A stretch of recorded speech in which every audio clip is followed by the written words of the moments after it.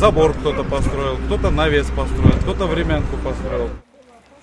Мы должны построить дорогу на своей муниципальной земле. На чужую территорию не посягаемся. Наглядно показать даже на вот этом участке. Вы можете обратить внимание, что вот существует старый забор, построенный еще, ну, наверное, во время Советского Союза. Там мы видим тротуар. Рядом стоит дом. И вот целый ряд этих домов, где тротуара уже нет. На этот тротуар уже были застроены